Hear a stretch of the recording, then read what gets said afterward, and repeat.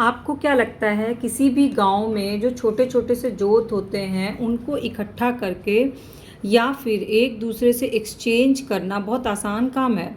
ये बिल्कुल भी आसान काम नहीं है, क्योंकि जो चकबंदी का प्रोसेस है ना, ये बहुत ही स्टेप बाय स्टेप होता है और इसमें सबसे इम्पॉर्टेंट स्टेप जो होता है वो होता है घोषणा।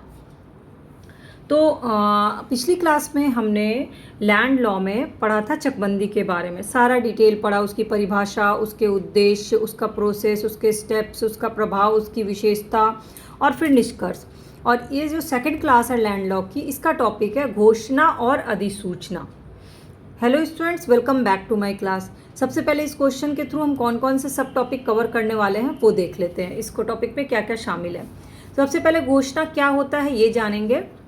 घोषणा का क्या महत्व है, घोषणा का वैधानिक आधार क्या और किस धारा में है, तो धारा 4 में है। चकबंदी के तहत कैसे घोषणा की प्रक्रिया की जाती है, इसमें जो जिला उपनिदेशक होता है उसकी क्या भूमिका होती है, घोषणा की सार्वजनिक सूचना कैसे दी जाती है, क्यों दी जाती है, कैसे जारी की जाती है, उसमें पब्लिकेशन की ज़रूरत क्यों होती है, उसका प्रभाव क्या होता है और फिर कार्रवाई क्या होती है उसके लिए, अधिकार, रिकॉर्ड और पेडिंग के लिए। इसके अलावा उसका कानूनी ज़रूरत क्या है और फिर इस घोषणा का महत्व क्या है। सबसे पहले घोषणा समझते हैं क्या होता है। तो जैसा कि पिछली क्लास में हमने बताया कि मान लीजिए 2 किसान हैं, इस किसान के पास एक भूमि यहाँ, एक भूमि यहाँ और एक भूमि यहाँ है, और इस किसान की एक भूमि यहाँ पर है, एक भूमि यहाँ, एक भूमि यहाँ। तो अब इसके लिए सुविधा क्या होगी कि एक बार इधर फसल लगाएगा, फिर इधर जाएगा, फिर इधर लगाएगा। उससे बेटर ऑप्शन है कि इस किसान को इस 3 भूमि को एक साथ मिल जाए और इस किसान को ये 3 भूमि एक साथ मिल जाए। ये जो प्रोसेस होता है ये चकबंदी का होता है। लेकिन ये प्रोसेस शुरू करने के लिए एक घोषणा जारी की जाती है। तो Uttar Pradesh consolidation of holdings act 1953 के तहत नोटिफिकेशन या घोषणा प्रोसेस जो होता है वो चकबंदी ऑपरेशन का सबसे पहला स्टेप, मेन स्टेप होता है और उसी का कानूनी आधार वही बनता है, घोषणा ही बनता है। बिना किसी सरकारी घोषणा के, बिना किसी सरकारी नोटिफिकेशन के चकबंदी शुरू ही नहीं किया जा सकता है। और इसका अधिकार किसको मिलता है? अधिकारियों को मिलता है। उनके अपने अधिकार क्षेत्र दिए जाते हैं और ज़मीन के मालिकों को जिम्मेदारी दी जाती है कि वो जो भी इंफॉर्मेशन दे रहे हैं अपनी ज़मीन से रिलेटेड बिल्कुल सही दें, ट्रांसपेरेंट होना चाहिए, व्यवस्थित होना चाहिए और लागू करने के लायक होना चाहिए जब घोषणा बनाई जाए। उसमें सबसे इम्पॉर्टेंट ध्यान क्या देना है, जब घोषणा की जा रही है कौन कौन सी ज़मीन किसको दी जाएगी, तो ज़मीन के मालिक के अधिकारों की सुरक्षा की जाए। ऐसा कोई नोटिफिकेशन जारी ना किया जाए जिससे ज़मीन के मालिक के अधिकार की सुरक्षा ना हो सके। और नोटिफिकेशन जो है वो सबसे ज़रूरी है इस ऑपरेशन को पूरा कानूनी तौर पे एग्जीक्यूट करने के लिए। तो सबसे पहला स्टेप क्या है? घोषणा। लेकिन इस स्टेप को करने के भी कई स्टेप हैं। ऐसे ही कोई नोटिफिकेशन जारी नहीं कर दिया जाता जब तक कि सारी डिटेल्स नहीं मिलेंगी। आगे ये है कि घोषणा का वैधानिक आधार क्या है, जो कि धारा 4 बताता है कि जब किसी जमीन के बारे में कोई घोषणा की जाती है जो वैधानिक प्रावधान के रूप में धारा 4 और 4(2) में, तो उसमें 4(a) में क्या कहा गया है कि इसमें राज्य सरकार को राजपत्र में घोषित करने का अधिकार देती है कि किसी जिले या उसके भाग को चकबंदी कार्रवाई के अंतर्गत लाया जा सकता है यदि सरकार की राय हो कि चकबंदी उपयुक्त है। मतलब जब तक पहले सरकार बताएगी कि ये जो जिला है यहाँ पे ज़मीन के काफ़ी टुकड़े हैं जो डिस्ट्रीब्यूटेड हैं और ये जिला जो है वो चकबंदी के लायक है, देन वो कहाँ जाएगा? जिला कार्यालय में जाएगा। जिला कार्यालय में जाने के बाद वहाँ जो अधिकारी होंगे उनके अधिकारों के अंतर्गत ये आएगा। यानी कि घोषणा करने में सरकार की राय को महत्व दिया जाता है। घोषणा जो है वो गजट के माध्यम से की जाती है। नाउ नेक्स्ट क्या होता है? धारा 4(2) में सरकार को घोषित क्षेत्र या किसी अन्य उपयुक्त क्षेत्र में चकबंदी कार्य प्रारंभ करने के लिए अधिसूचना जारी करने की अनुमति देती है।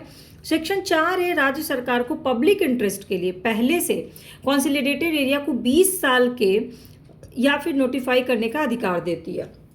अब यहाँ पे क्या है कि जो भूभाग है, जो ज़मीन है, उसका सर्वेक्षण किया जाता है। सर्वेक्षण करने के बाद उसको 20 साल के भीतर ऐसी घोषणा जारी नहीं की जाएगी, ऐसा एक अधिसूचना जारी किया जाता है। हाँ, लेकिन कुछ विशेष परिस्थिति होती है, कुछ लोकहित होता है, तो सरकार 10 वर्ष के बाद भी ऐसी घोषणा जारी कर सकती है। तो अब ये जो विधान है, जो प्रावधान किया गया यूपी में, ये ऑपरेशन शुरू करने के लिए एक कानूनी अधिकार और प्रोसेस का पूरा ढांचा तैयार किया गया है, जो कि है ढांचा धारा 4 में। अब चकबंदी के तहत क्षेत्र की घोषणा की प्रक्रिया क्या है? तो कोई भी जिला है जिसको पहले सरकार ने बता दिया कि इस ज़िले में सरकार को लगता है कि इस ज़िले का कुछ हिस्सा ऐसा है जो चकबंदी के लायक और कुछ हिस्सा ऐसा जो चकबंदी के लिए सही है और कुछ नहीं है, तो वो अपने ऑफिशियल गैजेट में मैप के अकॉर्डिंग वो घोषणा जारी करती है। देन सेक्शन 4(1) के अनुसार घोषणा जिला डिप्टी डायरेक्टर ऑफ चकबंदी द्वारा अधिकार प्राप्त अधिकारियों को ये अधिकार दे देती है कि ठीक है, सरकार के गजट में ये ज़मीन के बारे में डिटेल आई है और इसमें तुमको जा कर के ये काम करना है घोषणा के लिए। अब जो एरिया है उस एरिया में वो जाएंगे, वहाँ रेगुलेशन करेंगे, दूसरे जो है उनका वहाँ पर जाके सर्वे करेंगे। देन ज़मीन का लेवल लेंगे कि वो चकबंदी के लिए सही है या नहीं है, इसका पता लगाएंगे। उसके बाद वहाँ मैपिंग प्रोसेस शुरू होगा।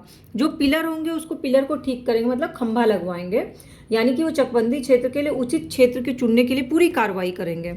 और फिर चकबंदी ऑपरेशन के लिए एरिया कितना सही है ये पता लगाने के लिए सारे ज़रूरी काम, फैक्ट चेक, सारी चीज़ें करेंगे। अब इस तरह से क्या होता है, जो डिक्लेरेशन स्टेज होता है उसमें तैयारी और इन्वेस्टिगेशन दोनों होता है, यानी कि फील्ड ऑपरेशन भी होगा, मैपिंग भी होगा, लीगल अथॉरिटी भी होगी, तीनों चीज़ें होती हैं। फील्ड ऑपरेशन होगा तभी तो रिसर्च और मैप बनेगा, मैपिंग होगी और उसके बाद लीगल अथॉरिटीज़ ये सारे काम करती है। अब इसमें ऑब्वियस है लीगल अथॉरिटी है तो इसमें district deputy director of consolidation की भूमिका बहुत अहम होगी, क्योंकि वही सब काम कर रहा है। दोनों ही स्टेज में उसकी अहम भूमिका होगी। एक तो जब नोटिस जारी हो रहा उससे पहले भी, क्योंकि वही है जो फील्ड सर्वे करेगा, मैपिंग करवाएगा, रेगुलेशन ठीक से करवाएगा। फिर वही है जो गाँव का नक्शा, फील्ड बुक कराना, रिकॉर्ड तैयार करने का काम करेगा। और देन राज्य सरकार, लोकल अथॉरिटी और ज़मीन पे कब्जा करने वालों के बीच में संपर्क का काम भी यही करता है। तो कानूनी ज़रूरतों का सारा पालन करना कि सारे लोग इस सारी चीज़ का पालन करें, ये कौन करता है? District deputy director of consolidation, इनका मेन काम होता है। बेसिकली ये एग्जीक्यूटिव अथॉरिटी के तौर पे काम करते हैं और एरिया में चकबंदी करने का प्रोसेस शुरू करने की सारी जिम्मेदारी किसकी होती है? District deputy director of consolidation, यानी चकबंदी के जो डायरेक्टर होते हैं उनकी भूमिका होती है। अब सारा डिटेल मिल गया तो घोषणा की क्या की जाएगी? सार्वजनिक सूचना दी जाएगी। घोषणा के बाद district deputy director of consolidation को घोषित इलाके में सुविधाजनक जगहों पे घोषणा का पब्लिक नोटिस जारी करना जरूरी होता है। बिना नोटिस जारी किए अचानक से चकबंदी नहीं शुरू की जाती, क्योंकि जितनी भी पार्टीज हैं उनको ये पूरा नोटिफिकेशन जाना चाहिए।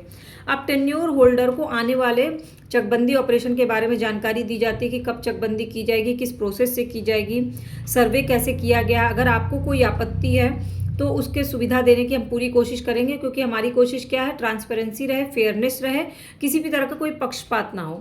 तो कानूनी तौर पर ये तय करते हैं कि जो चकबंदी हो रही है उसके सारे स्टेज प्रॉपर तरीके से फॉलो कराए जाएं और बाद में कंसोलिडेशन यानी चकबंदी एक्शन की लेजिस्लेसी बनाए रखने के लिए पब्लिक नोटिस बहुत ज़रूरी होता है। अब है समेकन अधिसूचना जारी करना।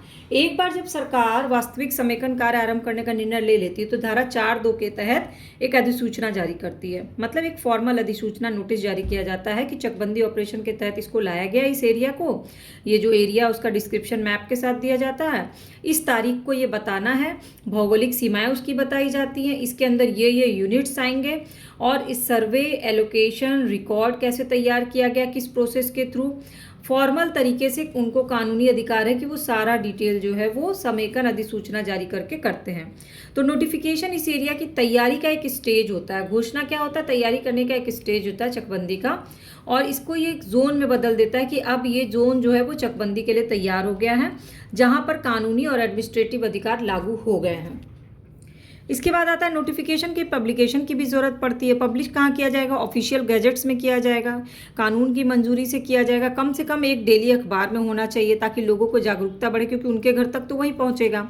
प्रभावित इलाका, जिस इलाके में चकबंदी की तैयारी की जा रही है उसके हर यूनिट तक, लोकल पोस्ट तक सुविधाजनक रूप से ये पब्लिकेशन होना चाहिए। मल्टी टीयर पब्लिकेशन सिस्टम होना चाहिए। ज़मीन के मालिक को ज़रूर पता चले, गाँव वालों को पता चले, लोकल अधिकारियों को इन्फॉर्मेशन मिल जाए, कानूनी तौर पे जो लागू हो जा रहा है उसकी पूरी जानकारी उनको मिलनी चाहिए। अब इसके बाद है धारा 4(a) के तहत पुनः अधिसूचना।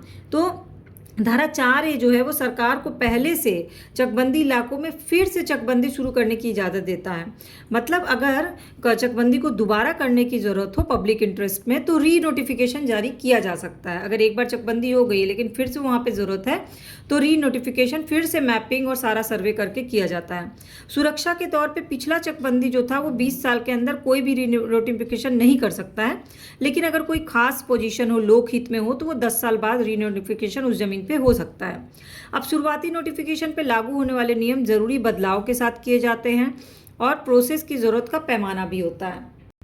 तो बेसिकली ये जो लंबे समय तक की ज़मीन की प्लानिंग जो होती है ना, वो आसान नहीं होती। इस काम में बहुत रुकावट आती है खेती इससे, और जब ये सारा प्रोसेस चकबंदी का शुरू होता है तो खेती के काम में भी रुकावट आ जाती है। तो धारा 5 के अंतर्गत इस अधिसूचना का क्या प्रभाव पड़ता है वो है, नोटिफिकेशन जो है पब्लिश होने पर जो ऑपरेशन के तहत माना जाता है उसका कोई हिस्सा है। तो जो डिप्टी डायरेक्टर हैं, जो ड्यूटी राइट्स हैं, उनका काम है रिकॉर्ड्स रखना, गाँव का मैप, फील्ड बुक, सालाना रजिस्टर, ये सब तैयार करना, वो सब करते हैं।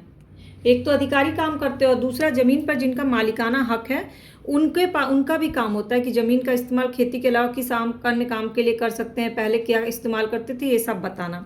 इस तरह से नोटिफिकेशन जो है वो ज़मीन के मालिकों को कानूनी तौर पर बांध देता है और अब ज़मीन का मैनेजमेंट जो है वो चकबंदी अधिकारी जो है वो खास एडमिनिस्ट्रेशन अधिकार से करते हैं। नेक्स्ट आता है अधिकार, रिकॉर्ड और पेडिंग कार्रवाई पर क्या असर होता है। तो इस प्रोसेस से जुड़े नतीजे भी सामने आए हैं, जैसे नोटिफाई एरिया में ज़मीन पर इंटरेस्ट की घोषणा होती है। जो पेंडिंग केस हैं उनकी कार्रवाई को, मान लीजिए उस ज़मीन पे कोई केस चल रहा है तो उसकी कार्रवाई को क्या किया जाएगा, रद्द किया जाएगा। इसके बाद ज़मीन मालिकों का कोई अधिकार हो, उस पर कोई असर ना हो एक्सचेंज करने पे, ये ध्यान दिया जाएगा। अगर उस पर कोई झगड़ा चल रहा है तो उस झगड़े को सुलझाने की कोशिश की जाएगी, लिटिगेशन रुक जाए ये देखा जाएगा। और ज़मीन के टुकड़ों को एक साथ करने के लिए ज़मीन के झगड़ों को पर जो भी अधिकार हो, क्षेत्र के लिए झगड़ा हो रहा है, उसको ख़त्म किया जाएगा। नेक्स्ट है कि इसमें व्यवहारिक और कानूनी ज़रूरत क्या है। तो इसमें प्रैक्टिकल और लीगल दोनों मतलब है। एक तो एडमिनिस्ट्रेटिव क्लैरिटी होती है, इससे कौन सा एरिया चकबंदी के तहत है, कौन सा एरिया चकबंदी के तहत नहीं है। दूसरा, इसमें कानूनी निश्चितता आ जाती है, यानी पाबंदियों को समझते हैं, ज़मीन के मालिक अपने अधिकार को समझते हैं। इसमें खेती में कुशलता आती है, अगर एक ही जगह ज़मीन मिल जाती है तो एक दूसरे में दखलंदाजी कम हो जाती है। दूसरा, पब्लिक अकाउंटेबिलिटी इन लोग की बढ़ जाती है नोटिस होने के बाद से, क्योंकि ट्रांसपेरेंट होता है तो सबका पार्टिसिपेशन जो है वो पक्का हो जाता है। तो जो न्यायिक व्याख्या की गई है उसके हिसाब से जो ये कंसोलिडेशन की कार्रवाई है वो अमान्य हो सकती है, पर नोटिस अमान्य नहीं हो सकती, क्योंकि नोटिस बनाने की प्रक्रिया ही जो है ना बहुत सख्त है और बहुत ज़्यादा डिटेल में है। तो अब जब हम निष्कर्ष निकालेंगे तो थोड़ा पहले अपने लैंग्वेज में रिवीजन कर लेंगे कि घोषणा जो होती है वो धारा 4 में है और इसमें सरकार की राय को महत्व दिया गया। चकबंदी से पहले उसकी घोषणा जारी की जाती है। घोषणा जो है वो सरकार अपने गजट में बताती है कि कौन से जिले में कौन सा ज़मीन जो है वो चकबंदी के लायक है। जाइए, अधिकारियों को दिया जाता है कि इस भूभाग का सर्वेक्षण करिए, वहाँ पर जाके खंभे लगवाइए, उचित क्षेत्र चुनिए और फिर कार्रवाई करिए। इसके बाद एक विज्ञप्ति जारी की जाती है समाचार पत्र के माध्यम से, ताकि लोगों को, मालिक को, ज़मीन के सबको पता चल जाए। उसके बाद चकबंदी कार्रवाई निश्चित की जाती है और कार्रवाई का अनुपालन किया जाना जरूरी होता है कि नोटिफिकेशन अगर दे दिया गया। अब कई बार क्या होता है ना, एक बार चकबंदी हो जाने के बाद भी फिर से चकबंदी की जरूरत पड़ती है। तो ऐसा होता है कि 20 साल तक ऐसी घोषणा नहीं की जा सकती, लेकिन कुछ विशेष परिस्थिति होती है तो 10 साल का बाद के बाद भी री नोटिफिकेशन हो सकता है। इसके बाद नोटिफिकेशन का प्रभाव क्या पड़ता है। धारा 5 में कहा गया है कि विज्ञप्ति का प्रकाशन जिस तिथि से होता है उससे गांव के नक्शा, खसरा, वार्षिक रजिस्टर सब तैयार हो जाता है और सब अपडेट हो जाता है। फिर डाक द्वारा या किसी तरह से उस सबको सूचित कर दिया जाता है और सूचित करने के बाद जो ज़मीन के मालिक हैं जितने लोग, उन लोगों को अपनी सुनवाई का पूरा अवसर दिया जाता है। इसके बाद चकबंदी योजना का प्रवर्तन शुरू होता है जो धारा 24 से है। कब्जा, पेड़ों आदि के लिए प्रतिकर का दायित्व धारा 27 है जिसमें नक्शा है, खसरा है। धारा 28 है जिसमें कब्जा दिलाया जाएगा, ये हम आगे पढ़ेंगे। धारा 29 है जिसमें प्रतिकर की वसूली की जाती है। और इस तरह से जो पूरा प्रोसेस होता है ना घोषणा का, ये शुरू होता है। तो निष्कर्ष में क्या दिखेंगे, नोटिफिकेशन का महत्व क्या है। तो इस एक्ट के तहत धारा 4A और 5 के तहत घोषणा, नोटिफिकेशन और चकबंदी प्रोसेस की नींव ही है। घोषणा ही चकबंदी प्रोसेस की नींव है। इसमें अधिकारी जो होते हैं वो कानूनी तौर पे काम करते हैं, इसमें एक टाइमलाइन पे वो काम करते हैं, वो सही एरिया में जा कर के काम करते हैं, वो कोशिश करते हैं कि शांतिपूर्वक इस मामले को निपटा दिया जाए ताकि उनके सबके अधिकारों की रक्षा हो जाए, और ये पक्का करते हैं कि ये भविष्य के लिए भी सही हो। तो सही घोषणा और नोटिफिकेशन के बिना कोई भी चकबंदी जो ना वो शुरू हो सकती है और ना कंप्लीट हो सकती है। इसीलिए उत्तर प्रदेश में कॉम्पैक्ट, प्रोडक्टिव और बिना झगड़े वाली ज़मीन के मकसद को पाने के लिए ये नियम ज़रूरी हो जाते हैं। तो बेसिकली घोषणा से रिलेटेड जो भी क्वेश्चन आंसर थे, डाउट्स थे, वो मैंने आपको बता दिया। कोई डाउट रह गया हो तो नीचे कमेंट सेक्शन में पूछ लीजिएगा। क्लास समझ में आई होगी तो चैनल के सब्सक्राइब या फॉलो बटन को क्लिक कर लीजिएगा।